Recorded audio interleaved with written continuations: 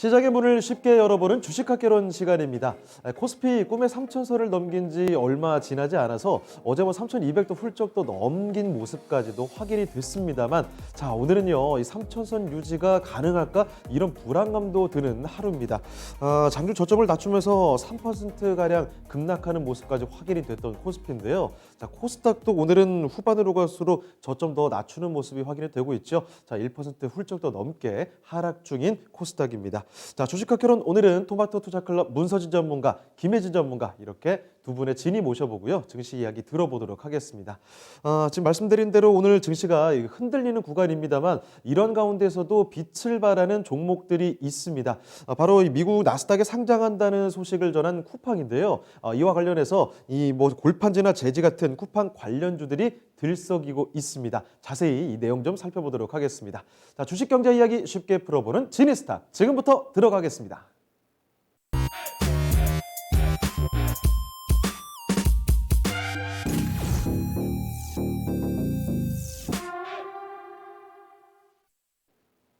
네, 지니스탁의 진이 문서진 전문가와 인사부터 나눠보도록 하겠습니다. 전문가님 안녕하세요. 네, 안녕하세요. 네, 아시아의 아마존을 노리는 쿠팡이 정말 화제가 되고 있습니다. 자, 연내 나스닥에 상장이 가능하다는 소식이 들리고 있던데 이 내용 좀 자세히 정리를 해주실까요? 네, 많은 분들이 이제 언론을 통해서 이제 접하셨던 내용일 것 같은데요. 일단 정리를 하자면 지금 쿠팡이 원래는 이제 혹시라도 스펙을 통한 우회 상장하지 않을까라고 예상했었던 쪽이 있었는데 쿠팡은 이제 그러니까 우회 상장보다는 이제 직상장을 지금 이제 이 결정을 한 상황이죠. 주관사는 이제 골드만삭스를 선정을 했고요. 골드만삭스를 통해 가지고 이제 나스닥에 직상장을 할 예정입니다. 일단 이제 오늘 이제 예비 심사가 이제 통과가 됐기 때문에 사실상 예비 심사가 통과됐다라는 거는 거의 한 90% 정도는 거의 다 됐다라고 보시면 돼요. 거의 다 됐다라고 보면 되고 나머지는 그냥 요식행위라고 보시면 됩니다. 나머지 절차 같은 경우는 그러면 이제 기간만 이제 설정한다라고 보시면 되는데. 시장에서는 좀 이르면 1분기 안에도 할 수 있을 거다라고 보는 거죠. 한 3월 달에도 할 수 있을 거라고 보는 건데 그래도 한 2분기 안에 올 상반기 안에는 나스닥 상장을 하지 않을까라고 예상을 하고 있습니다. 그래서 이제 많은 분들이 또 예상하는 것 중에 상장을 했을 때 그러면 쿠팡의 기업 가치가 어느 정도 되겠냐라는 건데 국내에 만약에 상장을 했다면 상대적으로 조금 보수적으로 봤을 거예요. 왜냐하면 지금 우리 국내 쪽에서 물류 관련 기업들에 대한 사실 이제 멀티플을 많이 주는 상황은 아니기 때문에 만약에 국내에 상장을 했다면 기업 가치는 한 20조 미만이지 않을까라고 생각을 하는데 이 부분 때문에 쿠팡은 나스닥 직상장을 그래서 노린 것 같습니다. 아무래도 나스닥에는 아무래도 어찌 보면 이제 같은 피어라고 볼 수 있는 쪽에 있는 관련 기업들이 좀 많죠. 예, 소피파이라든지 그다음에 이제 이 아마존이라든지 이런 쪽으로 사실 좀 멀티플을 많이 받을 수 있는 요인이 있죠. 그러다 보니까 나스닥 쪽에 좀 상장했다라고 보고요. 그러다 보니까 상대적으로 국내 상장한 것보다는 조금 더 프리미엄을 받을 것 같습니다. 멀티플을 조금 더 높게 받을 것 같고요. 그래서 시장에서 예상하는 건 한 25조에서 30조 정도 수준이 되지 않을까라고 생각을 하는데 이번에 그때 당시 상장하고 났을 때 시장의 분위기에 따라서는 30조를 상회할 수도 있는 상황이라고 볼 수 있습니다. 그래서 많이 보는 쪽은 나스닥의 분위기가 좋으면 40조까지도 기대를 할 수 있다라고 하고 있는데요. 어쨌든 쿠팡은 나스닥에 직상장이 되어 있고 그러다 보니까 그와 관련된 기업들도 좀 꿈틀꿈틀대고 있는 상황인 것 같습니다.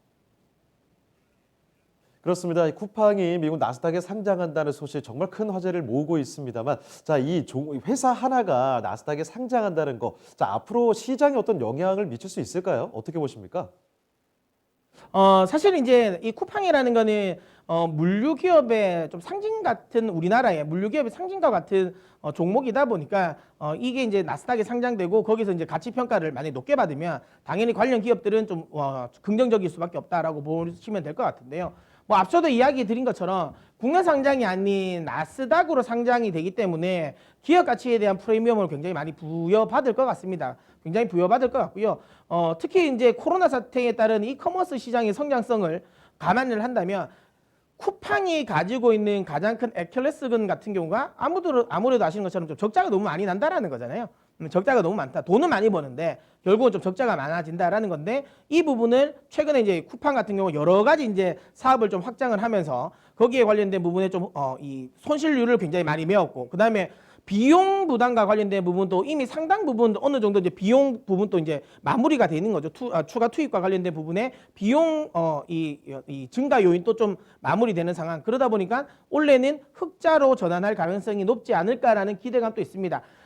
쿠팡이 만약에 이제 흑자로 돌아선다라는 거는 뭐 그 전기차 배터리 관련 종목들이 2차 소위 말하면 흑자 전환을 했다라는 거와 같은 의미로 같은 의미를 좀 두시면 될 것 같아요. 그러니까 결국에는 어느 정도 이 마진, 그러니까 소위 말하면 이제 BEP가 어느 정도가 되냐라는 거고요. BEP가 달성되는 순간부터 영업이익은 폭발적으로 늘어납니다. 물론 영업이익률 자체에 대한 기대감을 가지긴 어렵겠지만 영업이익의 증가 속도는 굉장히 빨라질 거거든요. 그렇기 때문에 흑자 전환에 대한 기대감은 쿠팡의 주가의 프리미엄의 요소가 될 것이다. 멀티플을 줄 수 있는 요소가 될 거다라고 보시면 되고요.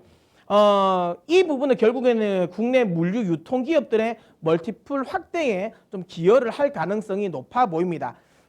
다만 이건 있을 수 있어요. 쿠팡이라는 게 사실상 글로벌적으로 확산, 그러니까 이 사업을 확대하기는 좀 어려울 겁니다. 만약에 확대가 된다면 일본 정도가 되지 않을까라는 생각을 하는데요. 그래서 이제 어찌 보면 약간 국내 기업이다, 국내 유통에 대한 기업이다라는 게 좀 한계는 있을 수 있다라는 점은 분명히 좀 봐야 되는 부분인 거고요. 혹시라도 뭐 나중에 나스닥에 쿠팡이 상장됐을 때 쿠팡을 투자하실 분들 같은 경우는 이 부분 좀 참고하셨으면 좋겠습니다.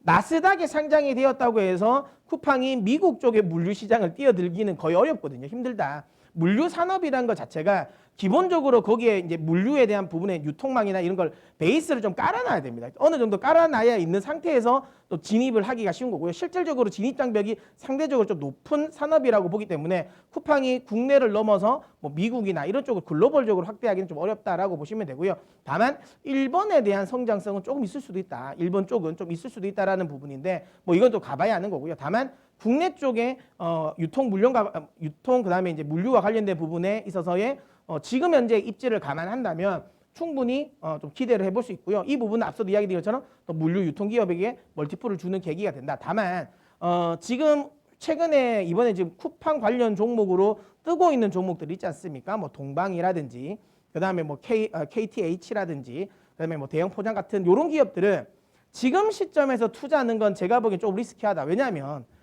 쿠팡이 나스닥에 그러니까 사실 뭐 쿠팡 상장, 나스닥 상장과 관련된 부분은 이미 뭐 1년 전부터 계속 이야기가 나왔었던 부분이고요. 그다음에 쿠팡이 상장됐을 때 물론 당연히 동방이라든지 그다음에 뭐 KTH 같은 경우는 수혜를 볼 수도 있습니다. 볼 수도 있지만 중요한 건 그냥 나스닥 뭐 자체 자회사가 아니지 않습니까? 자회사라든지 뭐 모회사라든지 이런 기업이 아니기 때문에 결국에는 원래는 하는 대로 사업은 할 겁니다. 그러니까 뭐 쿠팡이 나스닥에 상장된다고 해가지고 뭐 물류가 더 많이 늘어나고 이건 아닐 거니까 기본적인 영업이익에 관련된 부분에는 그러니까 사업에는 큰 변화가 없을 거예요. 다만 그냥 쿠팡 프리미엄이 붙을 수는 있다. 근데 그 부분이 오늘 굉장히 상당 부분 좀 선반영된 게 아닌가라는 생각하고요. 물론 뭐 어쨌든 시세를 지금 냈기 때문에 뭐 하루 이틀 정도 더 강한 시세는 나올 수는 있지만 이 연속성을 보이기는 좀 힘들지 않을까라는 생각을 합니다. 그래서 관련 종목들 지금 당장의 쿠팡 수혜주라고 생각하고 있는 그쪽 종목을 지금은 공략하기보다는 앞서 제가 이야기 드렸던 이쪽에 물류 관련 쪽에 멀티플이 좀 높아질 가능성이 높다. 이쪽에 저는 지금 오히려 이 조정을 이용해서 매수를 하는 전략이 좋지 않을까라고 생각합니다. 네, 이렇게 해서 지니스탁에서는요, 쿠팡의 나스닥 상장 추진 소식을 정리를 해보고 앞으로 시장에 어떤 영향을 미칠지까지도 풀이를 해봤습니다. 자, 이 점 기억을 해주시고요. 자, 그럼 지금부터는요, 김혜진 전문가도 좀 같이 불러서 주식학개론 강의를 들어보겠습니다. 지금 저 쿠팡 이야기 자세히 좀 해봤으니까 이참에 이쪽으로 자세히 풀어보도록 하겠습니다. 유통 물류 산업을 오늘은 집중 점검해 보도록 하겠습니다. 자, 주식학개론 오늘의 페이지 지금부터 열어보도록 하겠습니다.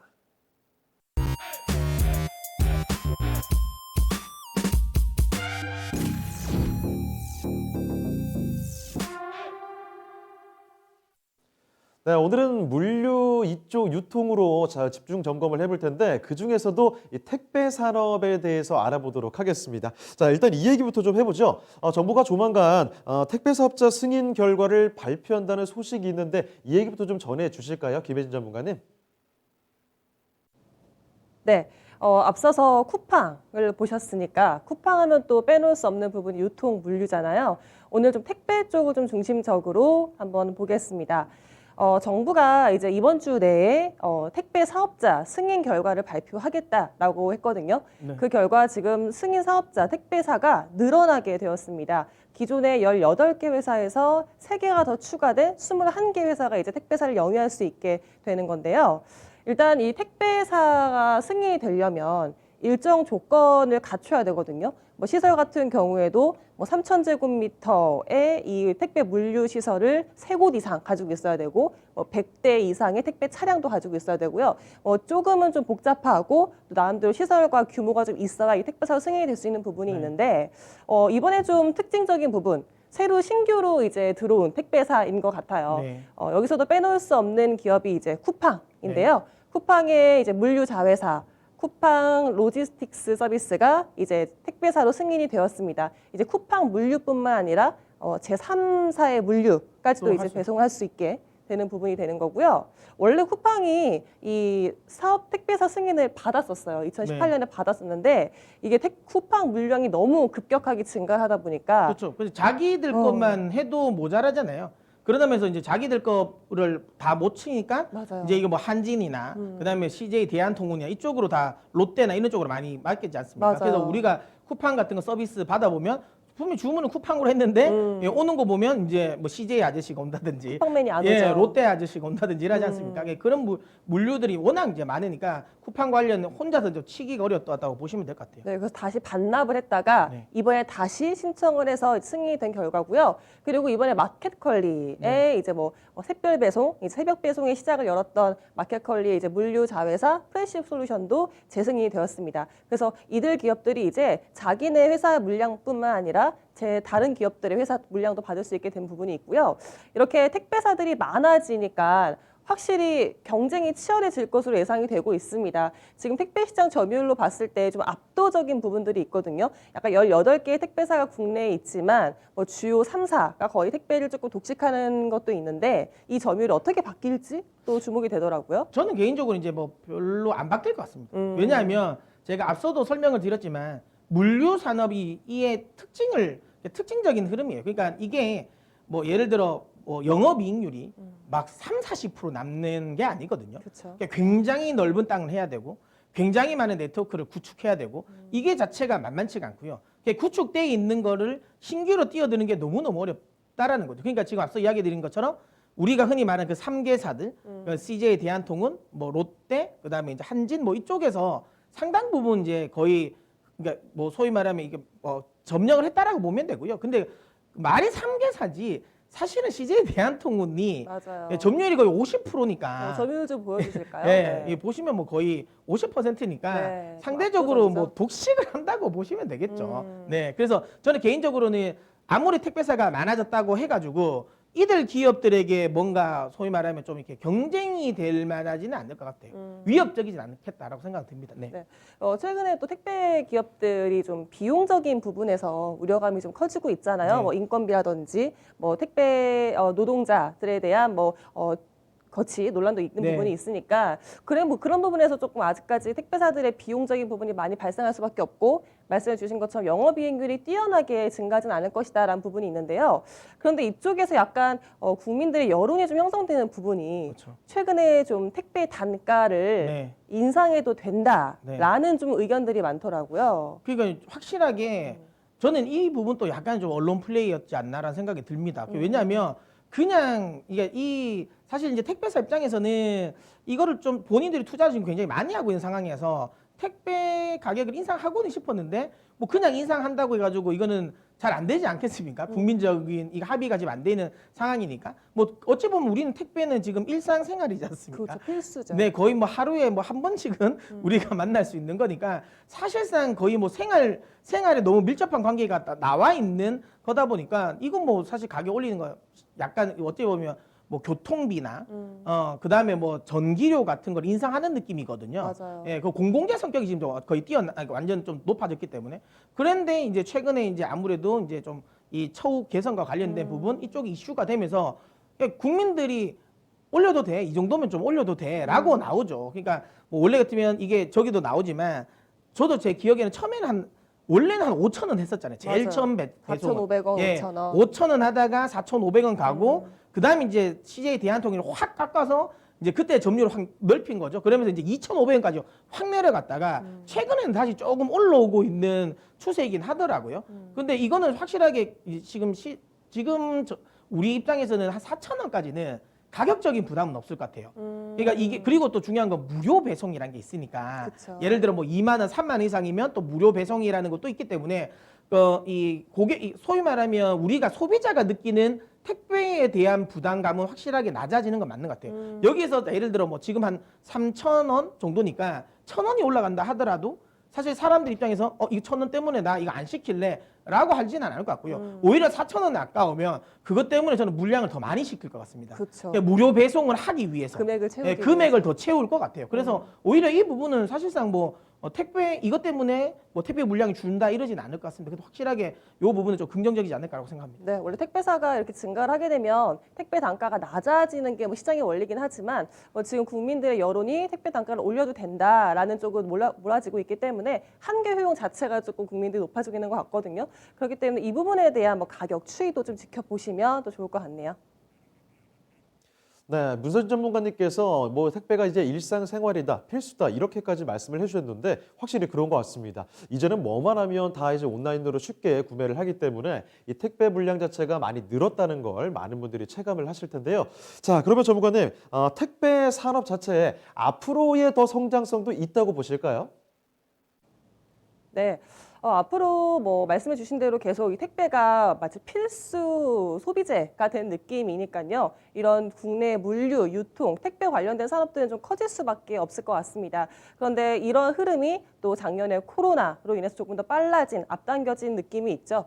코로나 확산되면서 온라인 소비가 집중이 되기 시작했습니다. 정말 오프라인에서만 샀던 뭐 생필품들, 뭐 아니면 뭐 신선식품들까지도 이제 온라인으로 배송을 하니까요. 최근에는 온라인으로 배송이 안 되는 게 정말 없을 정도로 이 온라인 시장에 침투된 부분들이 많아졌기 때문에 그렇죠. 네, 이쪽에 대한 온라인 소비도 앞으로 늘어나게 될 것이고요. 원래 온라인 소비가 요즘은 뭐 집도 팔던데요, 뭐.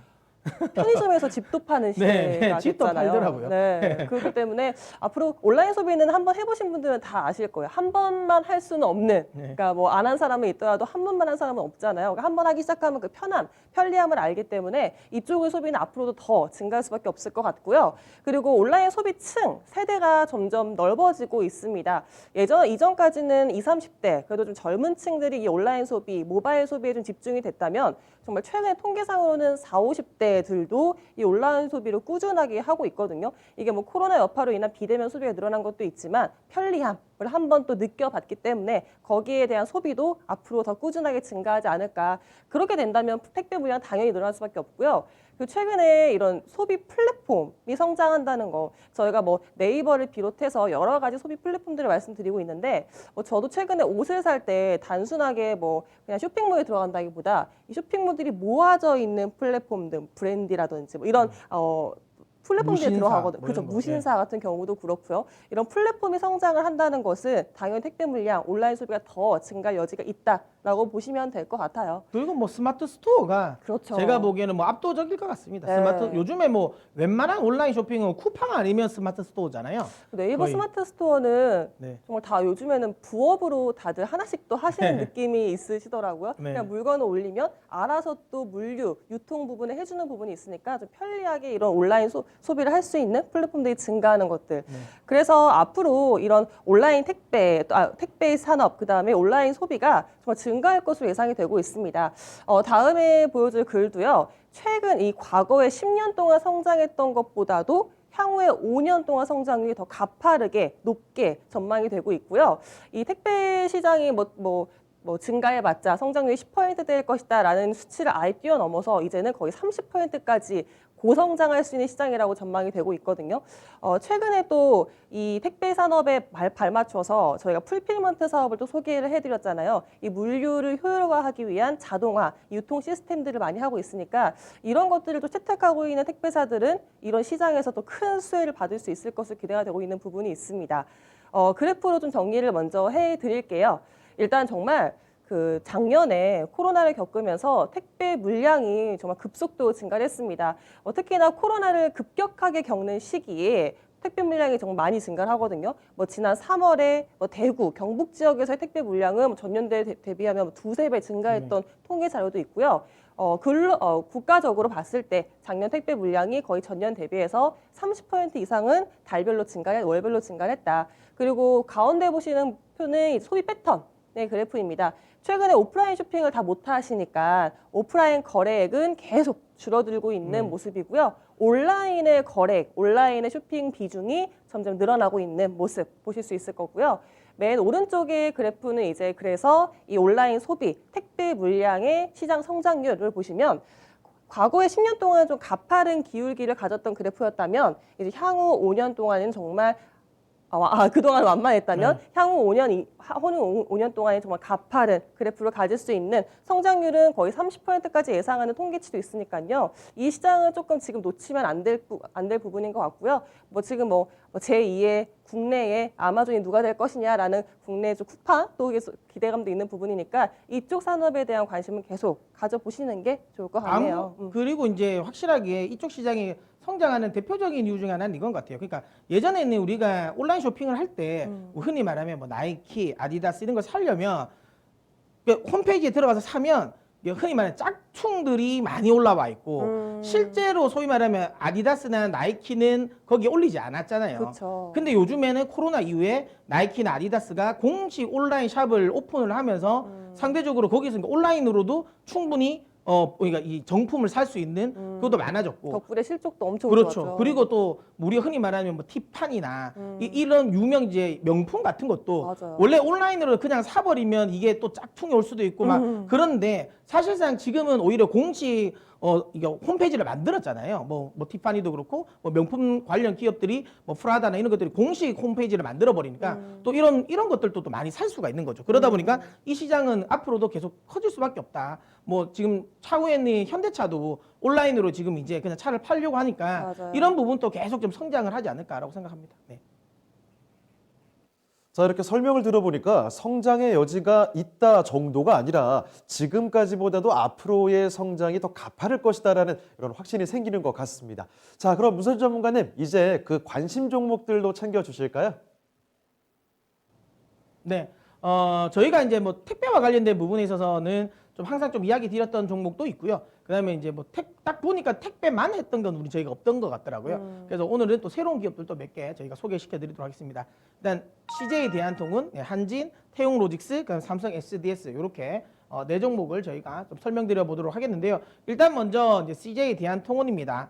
뭐 앞서도 계속 이야기 드렸지만 뭐 이 물류 이야기를 할 때 저는 개인적으로 이 CJ 대한통운에 다 포함되는 내용이에요. 의한 네, 결국은 CJ 대한통운이다라고 보시면 될 것 같고요. 어쨌든 국내 최대 물류 유통 기업이다라고 보시면 되고요. 앞서 이 점유율을 보셔서 아시겠지만 국내 50%를 지금 CJ 대한통운이 가지고 있다라고 보시면 될 것 같아요.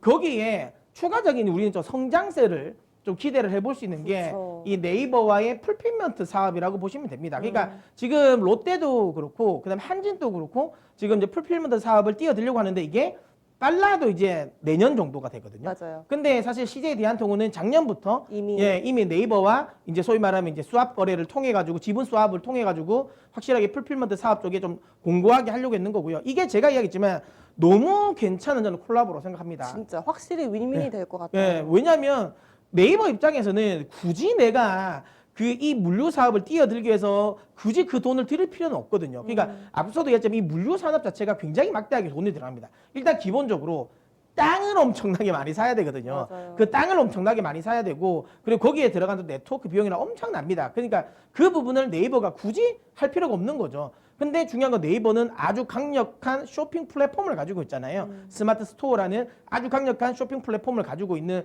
상황인 거죠. 예, 그 부분을 이제 CJ 대한통운 입장에서는 사실은 내가 유통은 엄청나게 내가 다 깔아놨는데 뭐 내가 소위 말하면 이걸 소위 이 마케팅과 관련된 부분은 좀 약할 수 있는 부분을 또 이것도 네이버가 해주는 거지 않습니까? 강력한 화주를 만난 것 같아요. 예, 아주 강력한 화주인 거죠. 네. 그러면서 이제 제가 이제 쿠팡을 이야기할 때 항상 쿠팡보다는 그래도 네이버, 제가 CJ 대한통운이라고 이야기 드리는 거는 만약에 네이버가 당일 배송을 하기 시작하면 쿠팡의 매출은 엄청나게 꺾일 것이다라고 제가 항상 강조를 드렸습니다. 여러분들은 이거는 쇼핑을 많이 하신 분들은 아실 겁니다. 그러니까 쿠팡은 우리가 가격이 싸기 때문에 들어간다라기보다는 그냥 뭐 좀 소위 말하면 뭐 쿠팡 와우 같은 걸 해서 좀 일찍 좀 받아보고 그 다음에 이제 이 배송을 좀 무료 배송을 좀 받기 위해서 많이 쓰시는 경우가 많죠. 아무래도 내가 좀 빨리 받고 싶은 거는 쿠팡을 사고 조금 비싸더라도 좀 시간이 좀 괜찮은 건 대부분 네이버를 통해서 사니까. 근데 이 부분을 만약에 네이버가 당일 배송 시작한다면 상당 부분의 쿠팡에 있는 물량을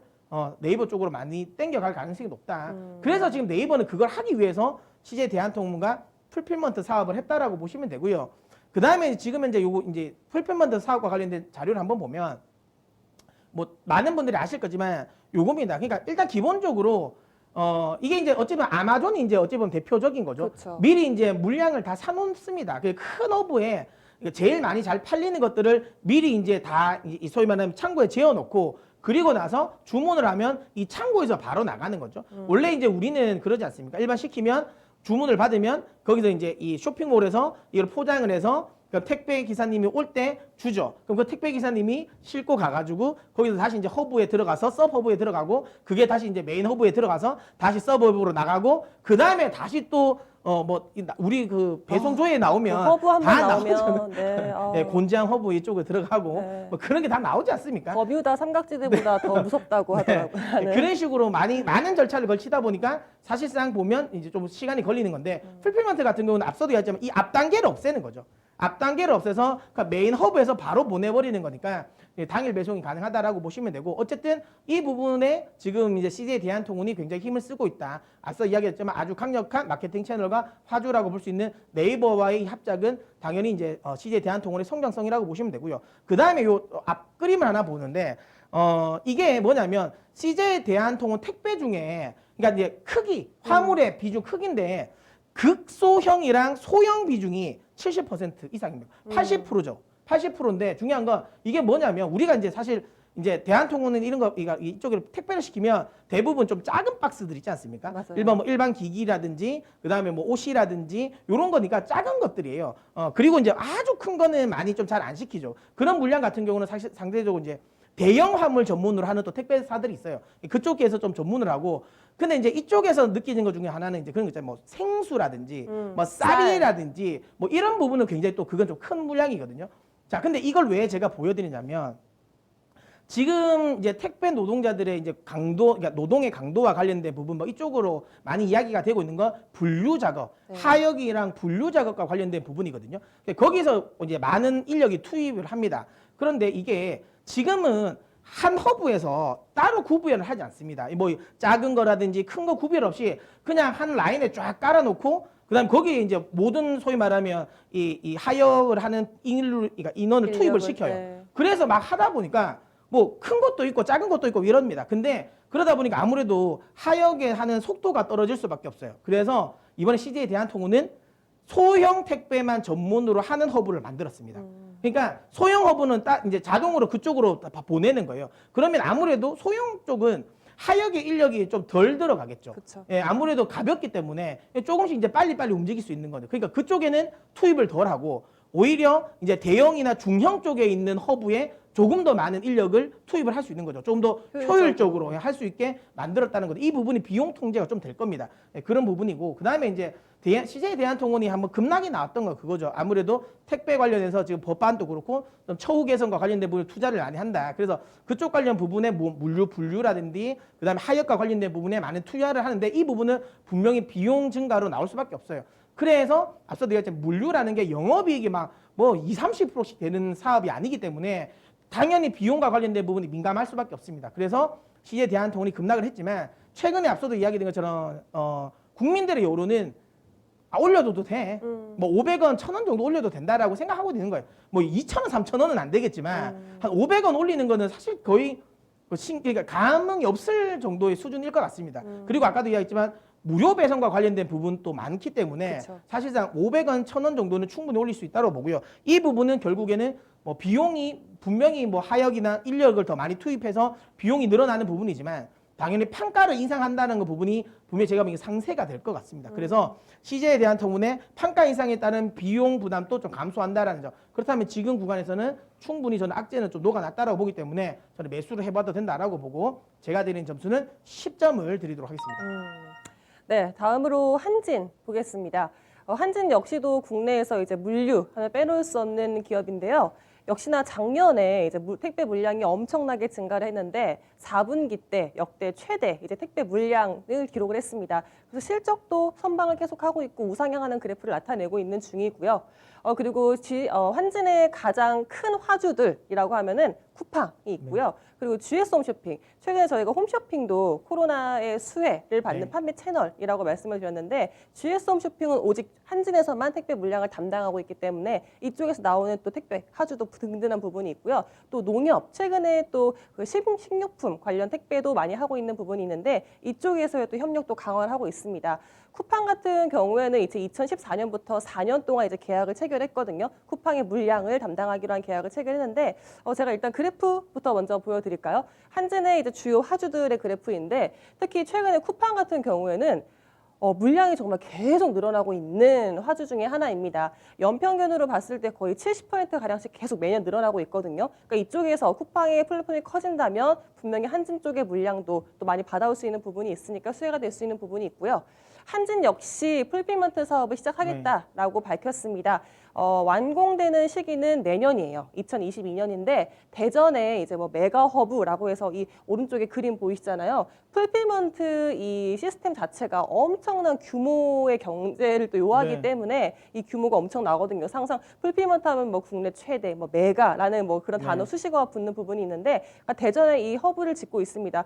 풀필먼트 이 완충이 된다, 완공이 된다면 이쪽에서의 또 빠르게 또 효율화 부분이 일어날 수 있는 부분이 있으니까 뭐 이쪽 기대되는 부분도 있습니다. 한진도 이 택배 물량이 증가했을 때 충분히 수혜를 받을 수 있는 부분이니까요. 한진도 좀 괜찮게 보셔도 될 것 같아요. 점수는 9점 주겠습니다. 네, 다음은 태용 로지스입니다. 많은 분들이 이제 요거를 뭐 로지스니까 물류구나라고 생각하실 수도 있는데 좀 낯설 수도 있습니다. 낯설 수도 있는데 사실 근데 태용 로지스 같은 경우는 국내 쪽에 우리가 흔히 말하는 이제 택배 물량을 좀 담당하는 회사라기보다는 이제 주요 이제 소위 말하는 B2B 업을 전문으로 하는 회사라고 보시면 되고요. 수출과 관련된 부분에 있어서의 운송이라든지 물류 관리라든지 그다음에 이제 뭐 통관과 관련된 부분을 좀 대행해주는 서비스라고 있는 회사라고 보시면 됩니다. 결국에는 이제 글로벌 글로벌 경기가 회복이 된다라는 거는 이제 국내 쪽이라든지 이제 글로벌적으로 물동량이 증가할 수 있다라는 거죠. 그렇다면 당연히 국내 쪽에 이제 수출이 늘어난다라는 거는 당연히 이제 태용 로직스의 실적에 대한 증가 기대감이 있다라고 보시면 되고요. 특히 개인적으로 이제 태용 로직스 좀 긍정적으로 보는 건 태용 로직스가 유럽 쪽으로 넘어가는 소위 말하면 물류와 관련된 부분에 상당 부분을 좀 이제 이 대행을 하고 있는 회사이거든요. 뭐 일단 표를 보시면 이게 어떤 거냐면 보통 보면 요 부분이죠. 이게 이제 철도와 관련된 부분입니다. 철도인데 뭐 시베리아 횡단 열차부터 해서 이제 중국 쪽에 나오는 이 노선입니다. 이쪽으로 해서 이제 뭐 여기 보시면 유럽으로도 가고 뭐 러시아 뭐 그다음에 뭐 투르크 뭐 그 뭐죠 그거 우즈베키스탄 뭐 요런 쪽으로 해가지고 쭉 지금 이 소위 말하면 이 철도 유럽 쪽으로 갈 수 있는 철도 물류와 관련된 부분에 좀 큰 비중을 가지고 있다라고 보시면 되고요. 그리고 이 철도 물류를 좀 이제 잘 설명을 하려면 이겁니다. 그러니까 많은 분들이 철도는 그냥 한 번 실어 놓으면 끝날 것 같잖아요. 네. 근데 다릅니다. 철도가 시베리아 횡단 열차는 좀 다르긴 한데 대부분의 철도는 이 나라나 이 구역을 넘어가면서 레일의 규격이 좀 달라요. 그러니까 화물을 레일을 다시 교체를 합니다. 옮겨야 되는 부분도 굉장히 많거든요. 이 부분을 이제 일반으로 뭐 큰 회사야 자기들이 관리하고 할 수도 있지만 이 작은 회사는 그게 쉽지는 않거든요. 그런 부분도 이제 이쪽에서 다 알아서 다 해주기 때문에 이 부분에 대한 철도 물류가 많이 늘어난다라는 부분은 긍정적이라고 보시면 되고요. 그럼 결국에는 지금 이 태용 로지스틱 같은 경우는 유럽 쪽, 특히 이제 아무래도 러시아라든지 이쪽 지역에 그러니까 동유럽 지역의 경기 회복에 꽤 큰 영향을 받는 회사이거든요. 근데 아무래도 이제 아시겠지만 작년까지만 하더라도 유럽 경기는 글로벌 경기 중에 가장 취약했습니다. 코로나에 가장 직격탄을 맞았고 특히 다른 국가들 같은 경우는 아무래도 이제 이 재정 정책을 좀 속도 있게 썼지만 유럽은 EU의 이제 특성상 재정 지원과 관련된 뭐 속도를 높이지 못했죠. 그러다 보니까 경기 회복이 굉장히 둔했는데 이번에 어쨌든 백신이 나오고 나서는 확실하게 조금 더 경기 회복에 대한 속도는 높아질 수밖에 없다라는 거고, 특히 프랑스나 이제 뭐 이탈리아 이런 쪽은 이제 확진자 수도 조금씩 줄어들고 있거든요. 이런 부분을 감안한다면 유럽 쪽의 경기가 회복됐을 때 태용 로기스는 확실하게 수익에 대한 기대감이 있을 수 있다라고 보고 있습니다. 그래서 제가 드리는 점수는 9점을 드리도록 하겠습니다. 네, 마지막으로 삼성 SDS 보겠습니다. 물류, 택배 했을 때, 갑자기 삼성 SDS가 나왔네? 했을 때 태용 로직스랑 비슷한 느낌인 것 같아요. 그러니까 디지털 솔루션을 제공하는 회사죠. 삼성 SDS 자체가 이제 국내 대표적인 디지털 솔루션 SI 업체인데, 일단 삼성에 들어가는 스마트 팩토리라든지 그런 데 솔루션을 기본적으로 제공하는 회사이고요. 최근에 각 국의 뉴딜 정책으로도 봤을 때, 국내에서의 정부 뉴딜 정책도 봤을 때 디지털 뉴딜이라고 하잖아요. 그래서 다 뭐든지 디지털화 시키는 부분이 있는데, 그런 거 디지털 트랜스포메이션이라고 하죠. 이쪽에서 가장 그 솔루션 쪽에 수혜를 받을 수 있는 기업이지 않을까. 국내에서 좀 내로라 하는 기업이니까요. 클라우드, 제조 기능과 스마트 팩토리, 데이터 분석, 그다음 AI, 시스템 솔루션을 다 기업용 솔루션을 제공을 하고 있으니까요. 이쪽 시장이 커지면 최근에는 이제 백신 개발도 백신 유통도 지금 한다고 해가지고 그렇죠. 또 한 번 또 급등이 나왔었죠. 그렇죠. 제가 여기 가운데 따로 또 적어놓긴 부분이 최근에 또 이 부분에 대한 관심이 워낙에 시장에서 높으니까 이 백신, 코로나 백신을 유통하기 위한 그 바이오 의약품들의 물류 시스템들도 솔루션을 제공을 하고 있습니다. 일단은 삼성 SDS 자체가 지금은 국내 택배 산업에 대해 조금 더 집중적으로 보고 있지만 이 물류 운송하는 시스템을 지금 제공을 하고 있거든요. 이게 항공이라든지 해상이라든지 항공의 해상의 물류를 제공하는 시스템을 제공하고 있습니다. 이게 지금 삼성 SDS에서는 이 첼로라는 서비스를 제공을 하고 있는데요. 그림에서 자세히 보시면 또 아시겠지만 이게 글로벌적인 정말 물류 시스템을 다 통제를 하는 시스템이거든요. 그래서 날씨, 기후부터 거리, 환경들을 다 측정을 해서 정확한 시간에 화주가 원하는 도착 시간에 갈 수 있게끔 정비를 다 하는 부분이고요.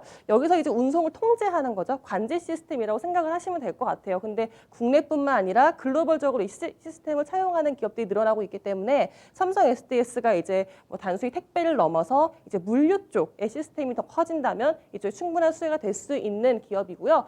실적도 삼성 SDS는 정말 꾸준하게 좀 증가를 하고 있다고 해야 될까요? 일단은 삼성 쪽에서 하는 그 솔루션을 다 제공을 하고 있으니까 이쪽에서의 또 관리 비용 같은 부분에서도 실적이 또 계속 플러스가 되고 있는 부분이니까 좀 긍정적으로 보셔도 될 것 같습니다. 전체적인 유통 관리 시스템 부분에서 수혜를 받을 수 있는 삼성 SDS도 긍정적으로 보셔서요. 점수는 9점 주겠습니다. 네, 역시나 이 종목들이 다 고득점을 한 상황입니다. 자, 9점짜리 종목이 3종목이 있고 이 중에 한 종목이 10점으로 눈에 좀 띄는데요. 탑픽 종목 맞습니까? 네, 맞습니다. CJ 대한통운을 탑픽으로 선정하도록 하겠고요. 앞서도 이야기 드렸지만 이제 이 비용 증가에 대한 우려감이 판가 인상으로 통해서 이제 상쇄가 된 상황이기 때문에 저는 이제 악재가 반영이 됐다라고 보기 때문에 지금 구간부터 좀 조정 시 매수의 관점으로 매집해 나가셨으면 좋겠다라고 보고요. 목표가는 1차 목표가 20만 원, 손절가는 15만 원을 설정하고 대응하시면 될 것 같습니다.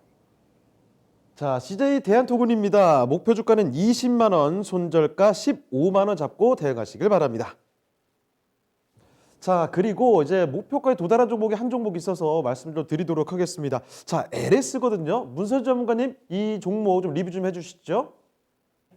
한 달 정도 가지고 있는 종목이었던 것 같은데요. LS는 제가 최근에도 많이 강조를 드리는 것처럼 이제 경기 순환매 관련 종목 쪽으로 경기 순환매와 관련된 부분으로도 이제 철강주가 갈 수 있다라고 이야기를 좀 드렸고, 특히 이제 인프라 투자라든지 이제 경기 회복과 관련돼서 이제 구리 가격 상승에 수혜가 된다. 근데 이제 제일 메인은 그거보다는 아무래도 해상 풍력, 해저 케이블과 관련된 부분에 있어서의 수혜가 된다라고 많이 이야기 드렸는데요. 이런 종목도 지금은 개인적으로는 좀 눌릴 수는 있다. 왜냐하면 이제 시장이 좀 이제 눌려주는 구간이기 때문에 분명히 눌릴 수 있지만 오히려 가지고 있지 않으신 분들은 눌림목을 이용해서 매수를 하시는 게 전 맞다라고 보고요. 만약에 가지고 계신 분은 굳이 저는 지금 구간에서 매도할 필요는 없다라고 봅니다. 오히려 떨어지면 더 추가 매수를 하시는 게 더 맞다라고 보기 때문에 LS는 충분히 저는 LX의 올해 그다음에 내년에는 실적과 관련된 부분은 사상 최고치가 나올 가능성이 높거든요. 그렇기 때문에 그쪽을 보고 제가 보기에는 최고치, 역사적 최고치에 대한 주가 기대감도 있기 때문에 지금은 오히려 매도보다는 오히려 떨어지면 더 추매를 하자라는 쪽으로 이야기 드리도록 하겠습니다. 네, 12월에 추천해 주신 LS에 대해서 이렇게 진단 받아봤습니다. 참고해 보시고요. 자, 이제 주식학개론은 마칠 시간 좀 다가오고 있습니다. 자, 그런데 주식학개론 진행되는 동안에 일단 코스피와 코스닥 양시장 모두 낙폭을 좀 줄여가는 모습입니다. 남은 시간 동안 현명하게 대처하시길 바랍니다. 자, 주식학개론 여기서 마치겠습니다. 지금까지 다양한 투자 판단에 대한 도움 말씀드렸습니다. 하지만 특정 종목의 상승과 하락을 보장하지는 않는다는 점 명심해 주시고요. 저희는 내일 이 시간에 다시 뵙겠습니다. 고맙습니다.